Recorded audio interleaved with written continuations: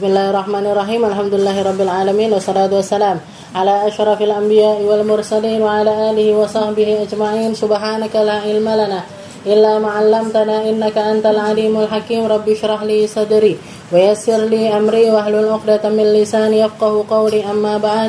Alhamdulillah ala ni'matil Islam, alhamdulillah ala ni'matil iman, wa kafa biha min ni'mah. Allahumma barik lana fi Rajab wa Sya'ban wa ballighna Ramadan wa ballighna Ramadan wa ballighna Ramadan wa a'inna lis-siyam wal qiyam wa qiraatil Qur'an wa qanni'na bil yasiri minal manam. Alhamdulillah, segala puji bagi Allah Subhanahu wa taala. Hari ini kita lanjutkan pembahasan kita di dalam kitab Tadhkiratus Sami' wal Mutakallim fi Adabil Alim wal Muta'allim. Ila an qala al-muallif rahimahullahu ta'ala wa nafa'ana bi ulumi fid darain amin. Wa qala Allah ta'ala syahidallahu annahu la ilaha illahu wal malaikatu wa ulul ilmi. Al-ayah. Bada'a subhanahu bi nafsihi wa thanna bi malaikatihi wa thalatha bi ahli al-ilm wa kafahum dhalika syarafan wa fadlan wa jalalatan wa nublan. Kita kemarin bahas tentang ayat Allah Ta'ala. Yang pertama adalah yarfa'illahu alladhina amanu minkum walladhina utul ilma darajat, tentang kemuliaannya orang yang berilmu, tentang kemuliaannya para ahli ilm. Seseorang yang punya ilmu, sesedikit apapun ilmunya, seberapapun ilmunya, tetap menaikkan derajatnya dia di sisi Allah Ta'ala. Di setiap satu ilmunya naik 700 derajat, di mana satu derajat dengan derajat yang lainnya itu masafah, punya jarak mi'ata am, seperti perjalanan 100 tahun. Setelah itu juga Allah Ta'ala mengatakan syahidallahu annahu la ilaha illahu. Allah Ta'ala mempersaksikan 3 golongan. Pertama yang jadi saksi adalah Allah, yang kedua yang jadi saksi adalah para malaikat, dan yang ketiga saksinya adalah para ahli ilm. Bersaksi atas apa? Annahu la ilaha illahu, bahwasanya tidak ada Tuhan selain Allah. Jadi di atas langit Allah dan malaikat menjadi persaksian atas perkara tersebut. Yang dijaga, yang dipersaksikan adalah tentang keesaan Allah Ta'ala, tentang ketauhidan kepada Allah Subhanahu wa Ta'ala. Dan di atas muka bumi ini yang dijadikan persaksian adalah para ahlil ilm, ulul ilm, para orang-orang yang memiliki ilmu. Jadi yang dititipkan sama Allah Ta'ala, ilmu yang dititipkan sama Allah Ta'ala ke dunia ini, yang dipegang sama para ahli ilmu itu apa? Ilmu tauhid. Ilmu tentang ketauhidan kita, ilmu tentang pengesaan Allah Subhanahu wa Ta'ala. Makanya para ulama sepakat, awal wajibin ala insani ma'rifatul ilahi bistiqani. Pertama hal yang wajib diketahui sama seseorang manusia ini, kalau kita ngomongin tentang awal-awalan, hal pertama yang harus kita ajarkan atau hal pertama yang harus jadi pengetahuan kita ini tentang apa? Ma'rifatul ilah bistiqan. Memahami tentang ketuhanannya Allah. Jadi mengetahui tentang kita sebagai hamba dan Allah Ta'ala sebagai Tuhan kita. Jadi bisa dibilang ilmu tauhid itu ilmu wajib pertama. Ilmu tauhid itu adalah ilmu wajib pertama, dan salah satu ilmu yang gak bisa dilakukan dengan cara taklid, dengan cara ikut-ikutan, atau dengan cara keturunan. Bapakku Islam, ibuku Islam, ya aku Islam. Kakekku Islam, nenekku Islam, aku ya Islam. Abahku sholat, ibuku sholat, aku ya sholat. Gak cukup sampai di situ saja, tapi kita harus tahu persis tentang ilmu tauhid. Paling enggaknya minimalnya kita belajar tentang sifatnya Allah yang 20. Wujud, qidam, baqa, mukhalafatun lil hawadith. Itu jadi ilmu wajib. Bukan cuma wajib dihafal, tapi wajib untuk difahami. Kenapa kok Allah Ta'ala itu punya sifat wujud? Allah Ta'ala itu bukan cuma wujud, tapi wajibul wujud. Allah Ta'ala itu wajib adanya. Kalau kita itu ada, tapi nggak wajib ada. Kita ada, nggak wajib ada. Allah Ta'ala ada dan wajib adanya. Dan adanya Allah Ta'ala sebelum segala sesuatu, dan adanya Allah Ta'ala akan terus ada sampai tanpa ada sesuatu. Oke. Nah ini ilmu tauhid. Ilmu tauhid intinya ilmu tauhid itu jadi ilmu yang wajib untuk kita pahami. Allah Ta'ala wujud, Allah Ta'ala qidam itu bagaimana, Allah Ta'ala baqa itu gimana, Allah Ta'ala itu punya kehendak itu seperti apa, dan lain sebagainya. Itu jadi ilmu yang harus kita pahami dengan pemahaman yang benar. Karena kalau enggak, orang kalau udah tauhidnya ini enggak benar, gampang dibelok-belokin. Yang jadi masalah sekarang kenapa kok anak-anak di kampus-kampus gampang kena kemakan sama kelompok yang ini, kelompok yang ini. Kenapa kok nggak berbangga lagi dengan amaliyah orang tua-tuanya dulu yang tahlilan, yang maulutan, kemakan sama paham-paham yang semacam itu karena tauhidnya nggak jejak. Karena dia cuman bapakku tahlilan ya aku tahlilan. Akhirnya kena ilmu titik kena sesuatu yang seakan-akan itu bener, itu kemakan, gampang keseret sama paham-paham yang nggak bener. Makanya yang harus kita benerin duluan adalah tauhidnya. Ilmu tauhid itu jadi awalu wajibin alal insani, menjadi sesuatu hal pertama yang harus kita fahamkan kepada diri kita dulu. Jadi nggak boleh, ilmu tauhid itu nggak boleh, ilmu warisan itu nggak boleh. Neng kono enek majelis tauhid, ada orang bahas tentang tauhid. Saya belum pernah belajar tauhid, titip pewes, nggak bisa. Kalau ilmu fikih masih bisa jenengan, wes kirim salam ngaji Gunung Sedamina, saya lagi repot garap tugas titip yo nanti kasih tahu saya, masih nggak apa-apa, nggak masalah. Jadi jenengan ilmu fikih, ilmu tentang amaliyah sholat, wudu dan lain sebagainya, amaliyah itu, kita sekedar ikut-ikutan itu sudah dianggap sah sama Allah Ta'ala. Sholat kita nggak pernah belajar syarat wajibnya sholat itu berapa, yang batalin sholat itu apa aja, nggak pernah belajar kita. Tapi kita tahu bapak saya kalau kentut batal wudu, saya ikut. Bapak saya sholatnya modelnya kayak gini, saya cuman ngikuti lewat gerakan-gerakan, lewat bacaan-bacaan yang dibaca. Gimana? Cukup, nggak apa-apa, nggak masalah. Tapi kalau ilmu tauhid harus belajar perorangan, karena hubungannya dengan keyakinan. Syahidallah annahu la ilaha illahu. La ilaha illallahnya kita itu harus mancep. La ilaha illallahnya kita itu nggak boleh cuman ngambang-ngambang, itu nggak boleh. Asyak fillah itu nggak boleh. Ragu-ragu sama Allah Ta'ala itu nggak boleh. Ragu-ragu sama diri kita nggak apa-apa, tapi ragu-ragu sama Allah Ta'ala itu nggak boleh. Menganggap ada kekuatan lain selain Allah Ta'ala itu nggak boleh. Jadi kalaupun misalkan nanti kalau orang sudah belajar tauhid, kan pemahamannya gini. Misalkan kita sakit, kita tahu sakit ini dari Allah. Habis itu kita berikhtiar untuk menyembuhkan sakit gigi misalkan. Datangnya kemana? Ke dokter gigi. Sakit gigi ke dokter lambung, gawat nanti. Nggak nyambung. Jadi sakit gigi kita ke dokter gigi, minta berharap biar gigi ini tadi sembuh. Habis itu sembuh, minum obat, habis itu sembuh. Tapi kalau kita punya ilmu tauhid, kita nganggap yang ngasih saya sakit Allah, yang nyembuhkan saya juga Allah. Dokter ini cuman perantara, gitu. Tapi kalau orang nggak punya akidah, aku pokoknya saya nyembuhnya ya dokter iki.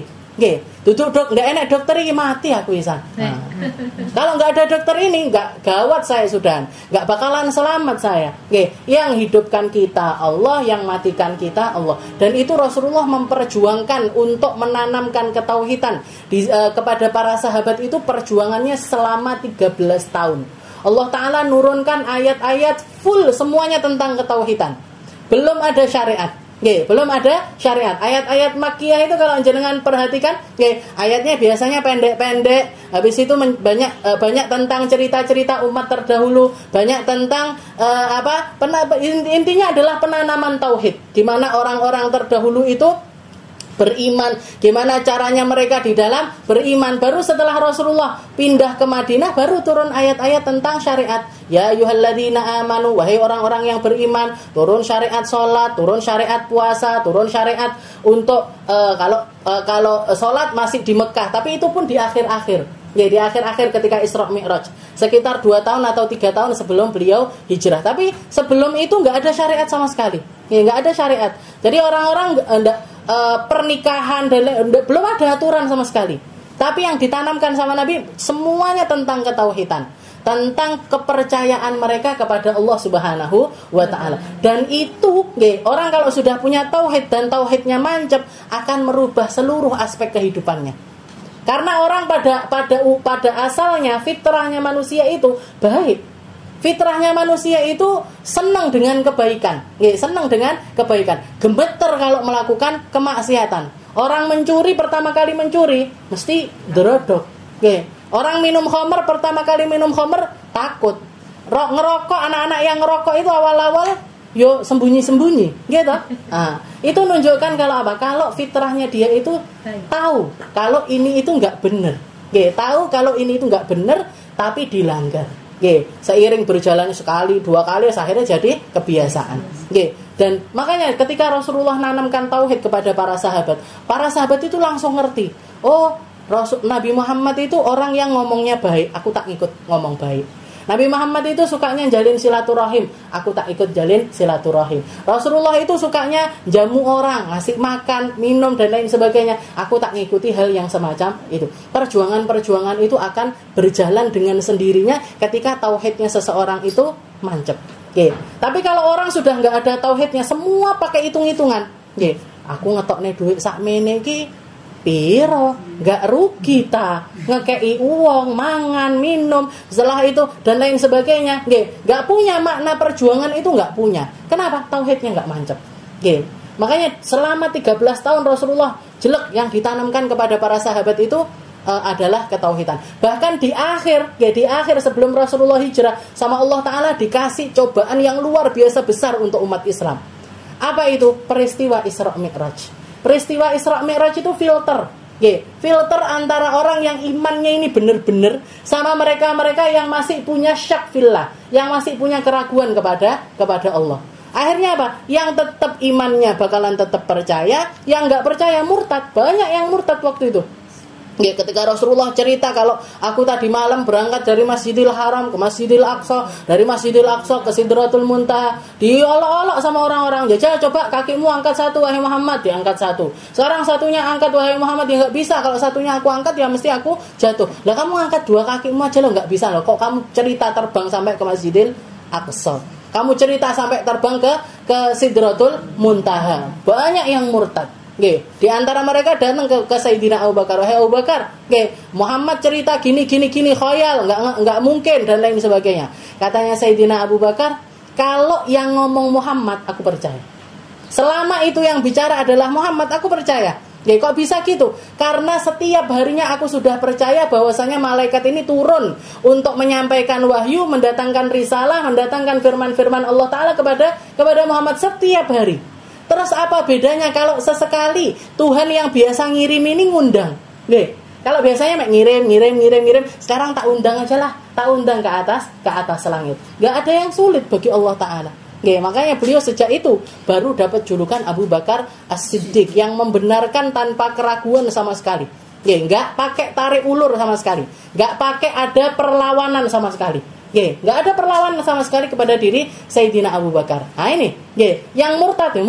Yang murtad ini nggak ikut berangkat ke Madinah. Karena memang Rasulullah berangkat ke Madinah itu dengan visi bawa syariat, dan Rasulullah membutuhkan pasukan-pasukan, membutuhkan orang-orang sekitar yang hatinya ini benar-benar rasikh, ar-rasikhuna fil ilm.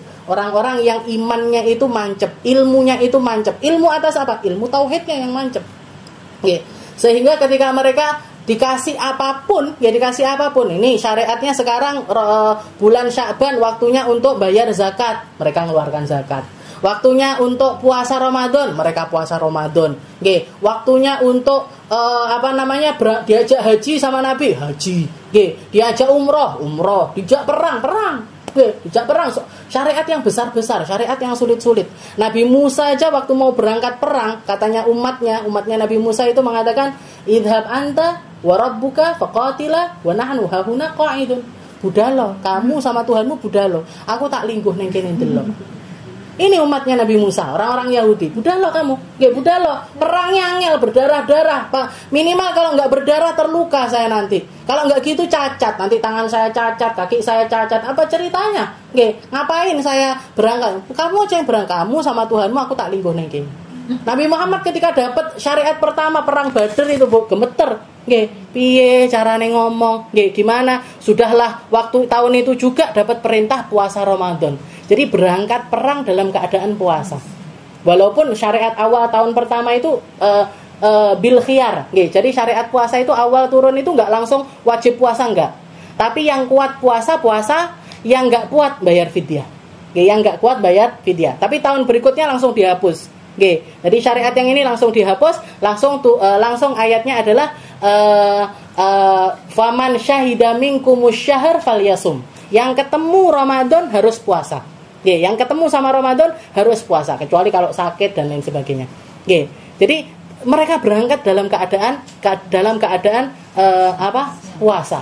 Makanya di dalam riwayat dikatakan salah satu sahabat, Miqdad bin Al-Aswad itu mengatakan kepada Nabi, karena ngelihat keraguannya Nabi, sudah tahu Rasulullah cuman baru ngomong sama orang-orang terdekatnya, piye iki sama Allah Ta'ala suruh berangkat perang, saya nggak tega, kita belum punya dana, belum punya harta, belum punya apa-apa, nggak datang ke Madinah itu nggak punya harta apa-apa.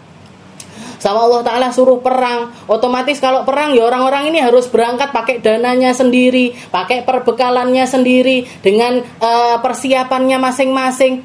Ki piye ki carane ngomong iki piye? Salah satu orang Ansar di situ mengatakan, ya Muhammad, idhab anta wa nahnu ma'aka muqatilun. Berangkat kamu perang wahai Muhammad, dan kami akan membersamaimu bersama dalam peperangan. Bahkan di riwayat yang lain beliau mengatakan, kami akan ada di samping kananmu, di samping kirimu, di depanmu, di belakangmu. Mau tekek neng dia kami kamu suruh ngapain aja, bawa apa aja, seberapapun dari harta kami, silahkan wahai Muhammad. Ini imannya para sahabat. Dikasihkan semuanya. Saya mau ditaruh di kanan, silahkan. Mau taruh kiri, silahkan. Mau taruh depan, silahkan. Mau taruh belakang, silahkan. Mau disuruh megang panah, jadi pasukan memanah, silahkan. Mau jadi yang bagian megang tombak, silahkan. Mau ditaruh di atas gunung, silahkan. Ditaruh bawah gunung, silahkan. Silahkan. Sakarepe Rasul di dalam naruh strategi. Dan nggak ada yang protes. Nggak enek sing ngenyang. Jadi taslimnya sama Nabi itu taslim bil kulliyah. Taslim sendiko dawuh semuanya dalam segala aspek. Pemikirannya dipasrahkan, hatinya dipasrahkan, jiwa raganya dipasrahkan kepada Roh. Gimana nggak hebat? Gimana nggak ngerubah? Nggak ngerubah, bukan cuma ngerubah diri, tapi ngerubah peradaban. Dalam 23 tahun yang dulunya Mekah, Jazirah Arab ini menjadi negeri yang gelap gulita, anak perempuan dibunuhin, mabuk-mabukan biasa, perzinahan di mana-mana. Berubah 180 derajat, jadi orang-orang yang khusyuk, jadi orang-orang yang pendekar-pendekar yang luar biasa, jadi hanya dalam kurun waktu 23 tahun. Darussalam berapa tahun ini? Ulang tahun keberapa? 25. Sudah istilahnya kalau bandingin ya memang ya pemimpinnya Nabi Muhammad, nggak iso dibandingin karo Ustadz Moen gitu istilahnya. Tapi kan yang pasti kita berjuang. Yang perlu kalau kita mau merubah, kalau memang istilahnya sesuatu yang kalau orang mau merubah sesuatu, nggak bisa jalan sendirian. Nggak bisa jalan sendirian, harus bareng-bareng, dan kualitas diri seseorang dan orang-orang yang ada di sekitarnya ini yang paling mendukung di dalam seberapa besar perubahan yang akan terjadi.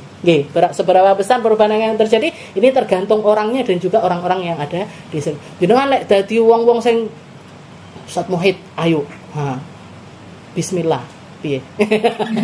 Yes, pasti bakalan berdampak dengan sesuatu yang luar biasa besar. Walaupun sekarang pun juga sudah seperti itu istilahnya, anak berapa banyak yang sudah lulus, berapa banyak yang ngerti Al-Quran, berapa banyak yang bisa sholat dan lain sebagainya, itu bukan sebuah investasi yang kecil, tapi investasi yang luar biasa. Jadi syahidallah annau. Jadi Allah Ta'ala itu menjadikan ulul ilm, orang-orang ahli ilmu itu bagian dari mereka-mereka yang menjadi saksi, bukan cuman jadi penonton, bukan cuman jadi istilahnya kalau di dalam pernikahan gitu, pernikahan itu kan ada suami, habis itu yang ijab kabul, habis itu kan harusnya ada saksi sama penghulu. Yang lainnya ini kan delok tok, gitu. Yang lainnya ini kan cuman penyaksian, tapi istilahnya nggak ada mereka pun ini panggah jadi mantene ini tetap sah. Nah, ini orang-orang ahli ilmu ini di dalam persaksian kepada Allah Ta'ala la ilaha illahu, tentang ketauhidannya Allah, dimasukkan di dalam mereka-mereka yang bersaksi. Dan persaksiannya itu dianggap dari sisi Allah Subhanahu wa Ta'ala. Kalau orang-orang yang nggak punya ilmu, ya nggak masuk di dalam golongan orang-orang ini.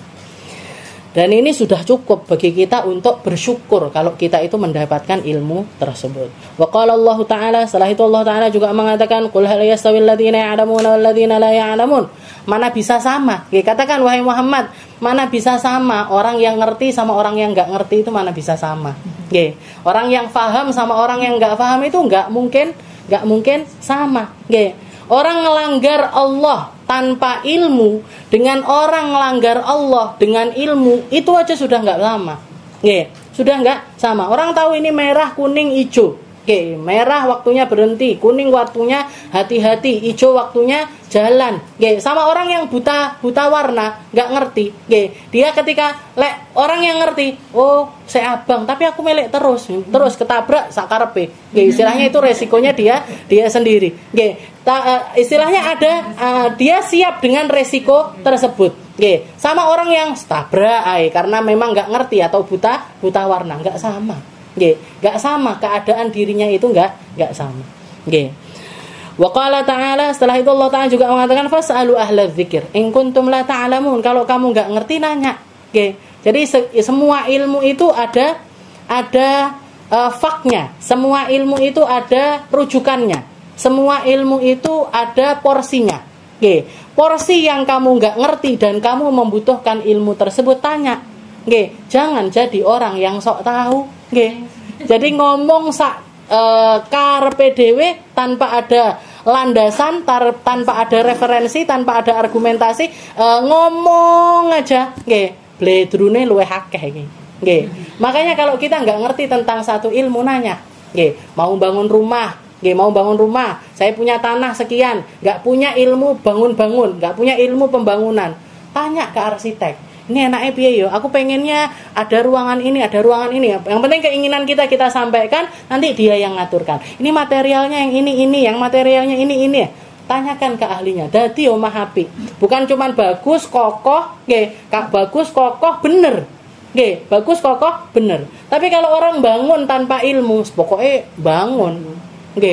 Tuku boto sakarepe, tuku semen sakarepe, nanti dicampur-campur dhewe, ditoto-toto dhewe, durune luwih akeh. Salahnya itu lebih banyak. Apa saya cerita rumah kampung dalam, kalau jenengan mungkin Bu dia pernah masuk ke rumah kampung dalam itu kan omahe ndelujur kotak. Sini kamar 3. Kamar 3 jejer. Katanya abine itu abi bangun umur 30 tahun. Bangun rumah kampung dalam itu umur 30 tahun. Nggak ngerti ilmu bangunan, nggak ngerti piye carane bangun, pokoknya bangun. Duit terus bangun. Setiap kali masuk nyesel. Iki nyapo, aku kok noto koyok ngene, iki nyapo. Ruang tengah itu besar sekali. Ruang tamunya kecil. Harapannya nanti kan keluarga itu seringnya kumpul-kumpul di tengah. Akhirnya jadi ngirisnya tanah itu nggak benar. Nah itu akhirnya ketika di rumah ini abine dipelajari, buka buku, walaupun nggak nanya arsitek tapi buka buku arsitektur, gimana caranya biar punya rumah privasinya bagus, nerima tamu itu bisa layak, enak. Akhirnya multifungsi rumah ini semuanya. Jenengan ngaji di sini, privasinya orang rumah nggak kenapa-kenapa. Umi wariwi di sini yang jenengan nggak tahu, gitu. Kalau misalkan mau keluar bisa lewat sini, ini rumah privasinya itu luar biasa. Kenapa? Karena yang ini pakai ilmu, yang itu nggak pakai ilmu. Yang ini pakai ilmu, yang itu nggak pakai ilmu.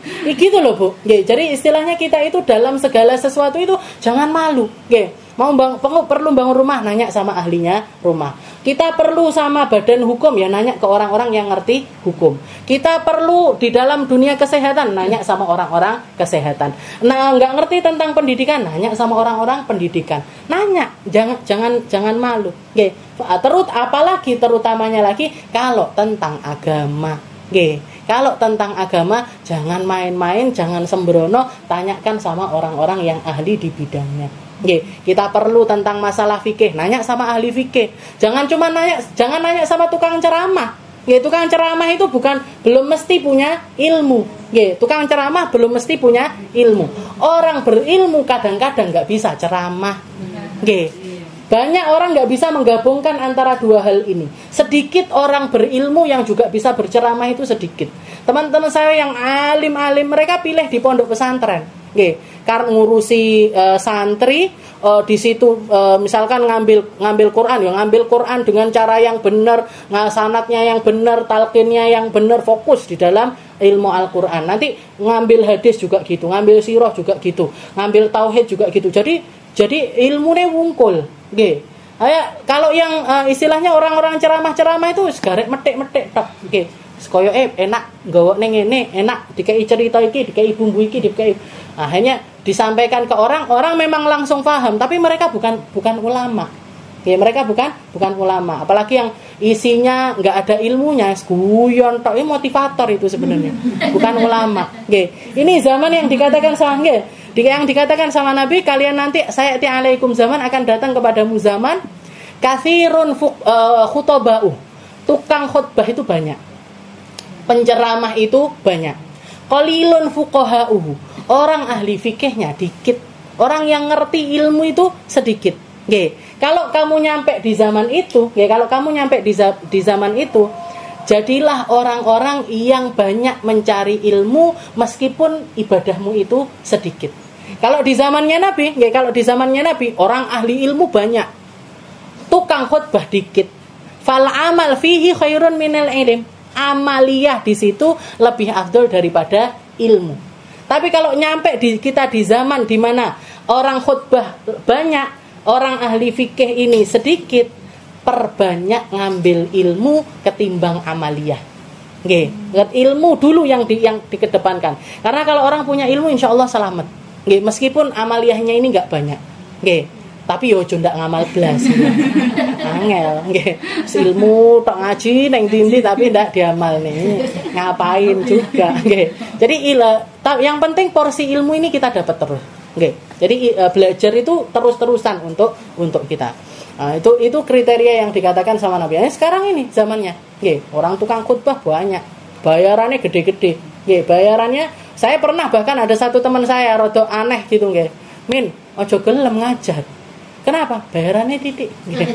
Enak kamu ceramah-ceramah. Kenapa? Sekali datang itu 1 juta, 1,5 juta.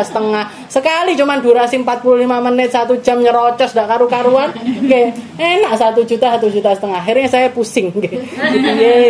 Nggih, istilahnya dia ngomong seperti itu. Itu terang-terangan loh. Padahal teman sepesantren nggih katanya enakan ceramah ketimbang ngajar. Ngajar itu uangnya dikit.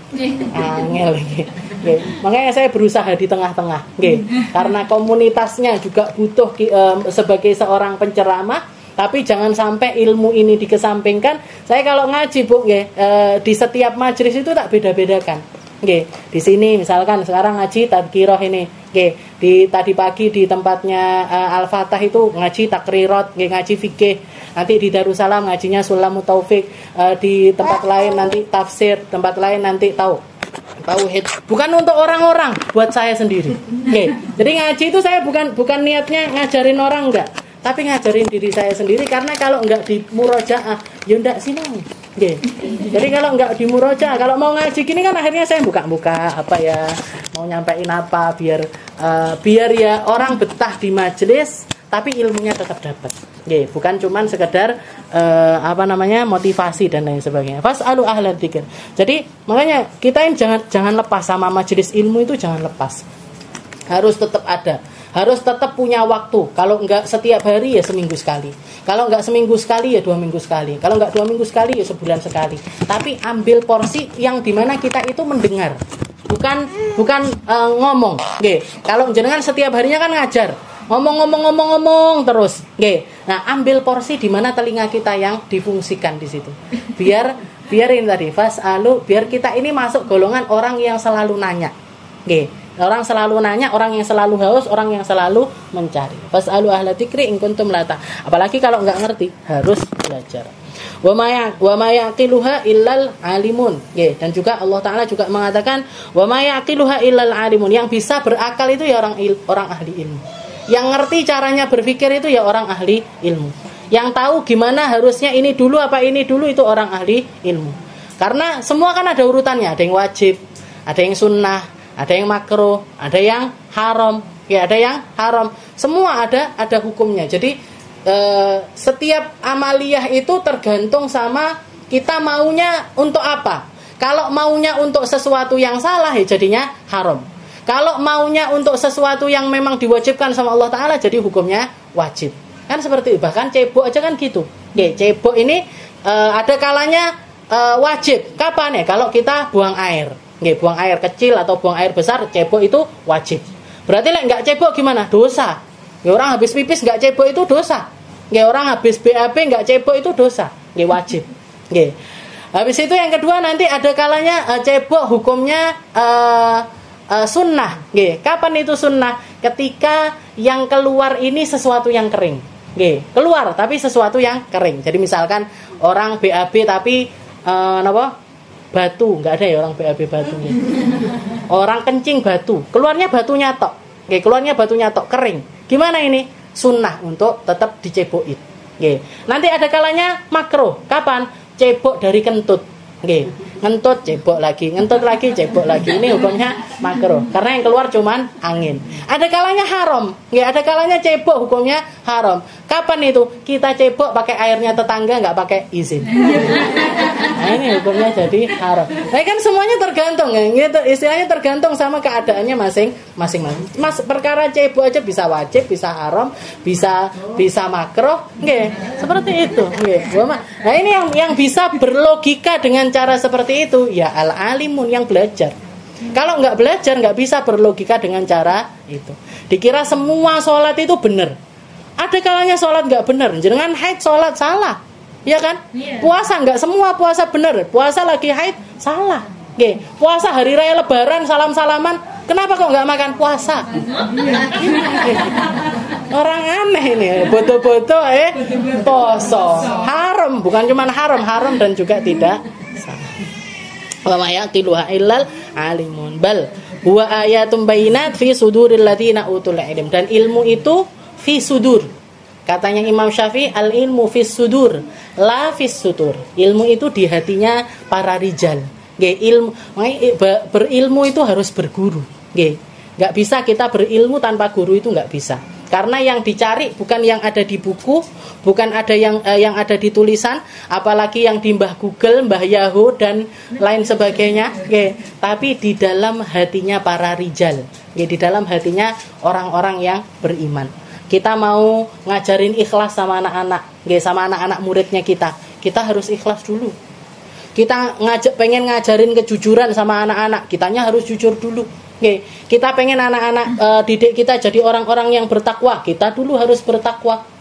Kita pengen mereka jadi anak-anak yang kuat di dalam keimanannya, kita dulu yang harus kuat imannya.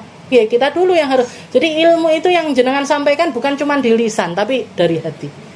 Yang dari hati nyampeknya ke hati, yang di lisan cuma sampai telinga tok.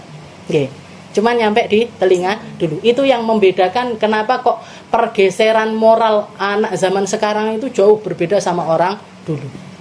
Karena ini ilmu yang ada di dalam hatinya orang-orang dulu itu ya luar biasa. Luar biasa.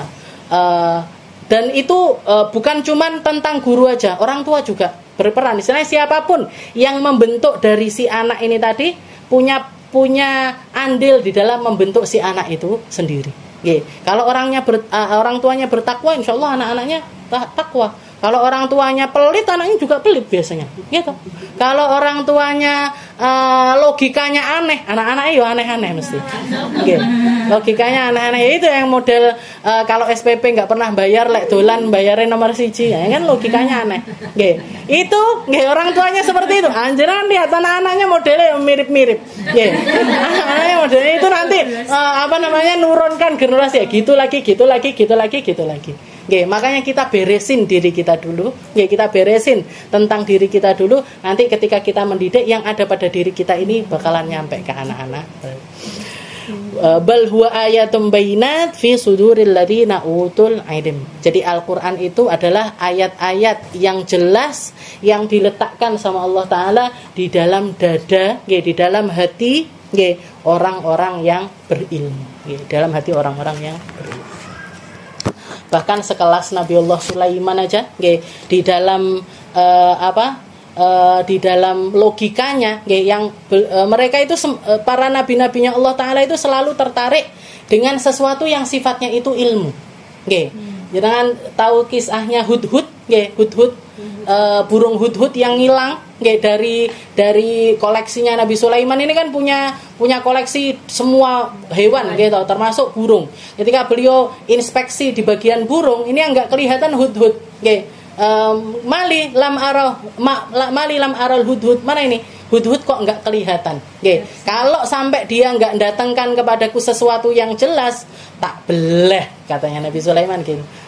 Tapi dikatakan si Hudhud ini ternyata sudah duduk agak jauh dari Nabi Sulaiman. Setelah itu ketika lapor, yang beliau ucapkan, yang diucapkan sama Hudhud, ahadtu bima lam tuhid bihi ilman. Wahai Sulaiman, saya punya ilmu yang kamu enggak punya. Saya punya pengetahuan yang kamu enggak punya. Langsung tertarik Nabi Sulaiman. Langsung pedangnya ini enggak tak pateni. Kamu punya ilmu apa? Apa ilmumu? Aku datang dari negeri Sabak. Dan di Sabak itu saya ketemu sama satu kelompok orang yang menyembah matahari. Dan pemimpinnya adalah seorang perempuan. Jadi ilmu yang menarik perhatiannya Nabi Sulaiman di situ, ilmu. Nggak bawa ilmu, pateni. Nggak bawa ilmu, dibeleh, digoreng, dipanggang sama Nabi Sulaiman. Tapi karena ahadtu bima lam tuhid bihi ilman, saya punya sesuatu yang meliputi diri saya yang kamu nggak punya. Nabi Musa ketika dibilang sama Allah Ta'ala, di sana ada seorang laki-laki yang punya ilmu yang kamu nggak punya, langsung berangkat. Ditinggal umatnya, ditinggal ininya, dipakai untuk belajar tentang ilmu yang beliau nggak punya. Jadi orang-orang terdahulu itu sama ilmu itu seperti itu. Nabi Imam Syafi'i pernah sebulan beliau dengar ada satu ilmu tentang bahasa wajah. Orang kalau punya alis kayak gini, orangnya gini. Orang punya mata gini, orangnya gini. Orang punya hidung. Itu beliau ditinggal umatnya, ditinggal sekolahnya, ditinggal muridnya, berangkat ngaji. Berangkat belajar sampai sebulan mempelajari ilmu tentang kriteria. Makanya jangan eman. Investasi yang paling nggak mungkin merugi itu kalau kita investasi di bidang keilmuan. Di bidang ilmu, jadi ada pelatihan ini belajar, pelatihan ini belajar lagi, pelatihan ini belajar lagi. Di situ manfaat awalnya naik derajatnya langsung. Naik derajatnya di sisi Allah Ta'ala itu secara langsung. Nah, setelah itu ilmu ini nggak mungkin nggak manfaat. Ilmu ini, apalagi kalau kita sudah punya jalurnya, punya murid, punya orang-orang yang dengarkan kita, bisa langsung bakalan manfaat, istilahnya jadi jariah, langsung jadi jariah. Mereka dapat dari kita, mereka nanti ngajarin selanjutnya terus sampai hari kiamat. Jadi investasi yang nggak mungkin merugi itu investasi di bidang keilmuan, ilmu apapun itu.